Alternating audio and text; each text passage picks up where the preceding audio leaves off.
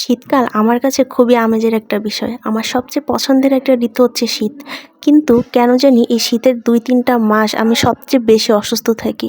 Hello everyone, আসসালামু আলাইকুম। সবাই কেমন আছেন? আশা করি সবাই অনেক বেশি ভালো আছেন। শীত নিয়ে কথা বলতেছিলাম, আর শীতকাল মানেই তো পিঠাপুলি, আর পিঠা তো শীতের সময় খাওয়াই লাগে। কারণ পিঠাপুলি না হলে মনে হয় যে শীত শীতই না। যাই হোক, শীত এখনো পর্যন্ত আসেনি, কিন্তু আমার আম্মু তো পিঠা বানানো শুরু করে দিছে। দেখতে পারতেছেন কিছু নরম কলা নিয়ে আম্মু বসে পড়ছে। আসলে মায়েদের মাথায় যে এত বুদ্ধি, সেটা হয়তো একটা মেয়ের সবচেয়ে বেশি বুদ্ধি খোলে হয়তো বা মা হওয়ার পরে। যাই হোক, সেসব কথায় না যাই। এখানে আমাদের বাসায় কিছু কলা ছিল যেগুলা পচা বললে আসলে ভুল হবে, পচা না, একটু নরম হয়ে গেছিলো, মানে সাধারণভাবে খাওয়ার যোগ্য না। তো আম্মু আবার ওগুলাকে ফেলে না দিয়ে শুরু করে দিয়েছে সেগুলা দিয়ে পিঠা বানানো। তো প্রথমেই তো কলাগুলা ছিলে নিল, ছিলে ভালো করে ম্যাশ করে এখন তো কলার সাথে মিক্স করে নিল চালের গুঁড়া। পরিমাণ মতো চালের গুঁড়া দিয়ে দিল। আম্মু এখানে আসলে কোনো মেজারমেন্ট ইউজ করেনি, যার কারণে আমি আসলে বলতে পারতেছি না যে কতটুকু মেজারমেন্ট। এটা আসলে হাতের আন্দাজে দিতে হবে সম্ভবত।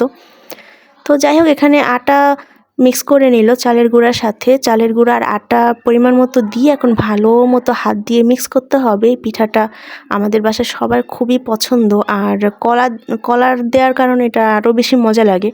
তো বাসায় যাদের কলা মানে অপচয় হয় তারা কিন্তু এটা ট্রাই করতে পারেন। তো যাই হোক, এখানে আম্মু একটা ডিম দিয়ে দিল। ডিম দিয়ে এখন পরিমাণ মতো একটু লবণ দিয়ে দিল। লবণ দিয়ে এখন ভালো মতো ডিমটা, কলা, আটা, চালের গুঁড়ার যে একটা ডো তৈরি করছে সেটার সাথে মিক্স করতে হবে। আসলে আমার আম্মু অনেক ধরনের পিঠা বানাইতে পারে। আম্মুর পিঠার লিস্ট অনেক লম্বা। আমি তো জাস্ট দেখে অবাক হয়ে যাই যে আসলে আমাদের গ্রামে এই পিঠা বানানোর যে একটা কায়দা, সেটা কিন্তু তার আম্মু মানে আমার নানুর কাছ থেকে শিখেছে। আমার নানু হয়তো বা তার মায়ের কাছ থেকে শিখেছে। যাই হোক, আমি এখন পর্যন্ত খুব একটা পিঠা বানাতে পারি না, যদিও হালকা হালকা ট্রাই করি। আম্মু আমাকে টুকটাক শিখায়, কিন্তু ওইভাবে আসলে কখনো চেষ্টা করা হয়নি। তো আমাদের কিন্তু কথা বলতে বলতে এখানে পিঠার ডোটা একদমই রেডি। রান্নাঘরে চলে আসলো, এখন পরিমাণ মতো তেল গরম করে পিঠা ভাজার পালা। এত সুন্দর একটা ঘ্রাণ কিন্তু ভাজার আগেই বের হয়েছিল, মনে হচ্ছিল যে এখনই খেয়ে ফেলি, মানে কাঁচা ডোটাই খেয়ে ফেলা যাবে, এত ভাল লাগে। আম্মু আসলে এই পিঠাটা শুধু শীতে না, প্রায় বানায়, যখনই আর কি এক্সট্রা কিছু কলা থাকে পিঠাটা বানায়। কিন্তু শীত শীত একটা ভাব যখন চলে আসে তখন কিন্তু পিঠার যে একটা স্বাদ সেটা কিন্তু দ্বিগুণ হয়ে যায়। আমি জানি না, আমার এটা মনে হয়, আপনাদের কার কী মনে হয়? আর শীতকালে কে কী পিঠা, ভাপা পিঠা ছাড়াও কে কী কী পিঠা খেতে পছন্দ করেন সেটা কিন্তু অবশ্যই কমেন্ট সেকশনে শেয়ার করবেন।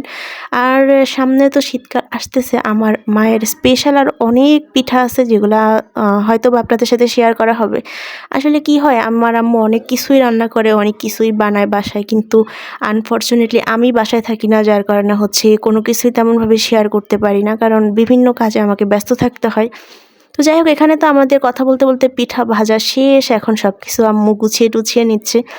তো পিঠার রেসিপিটা তো শেয়ার করলাম, ভালো লাগলে অবশ্যই বাসায় ট্রাই করে দেখবেন। আর শীতকাল নিয়ে কার কী কী প্ল্যান আছে সেটা কিন্তু অবশ্যই আমার সাথে শেয়ার করবেন। আর শীতকাল নিয়ে টুকটাক কিছু ভিডিও তো অবশ্যই থাকবে সামনে, আম্মুর কিছু সিগনেচার রেসিপিও থাকবে। যতটুকু সম্ভব আপনাদের সাথে শেয়ার করার চেষ্টা করব। আর ভালো লাগলে লাইক, কমেন্ট, শেয়ার করে পাশেই থাকবেন। পেজটা ফলো দিবেন, আর ইউটিউব থেকে দেখে থাকলে সাবস্ক্রাইব করবেন। আল্লাহ হাফিজ।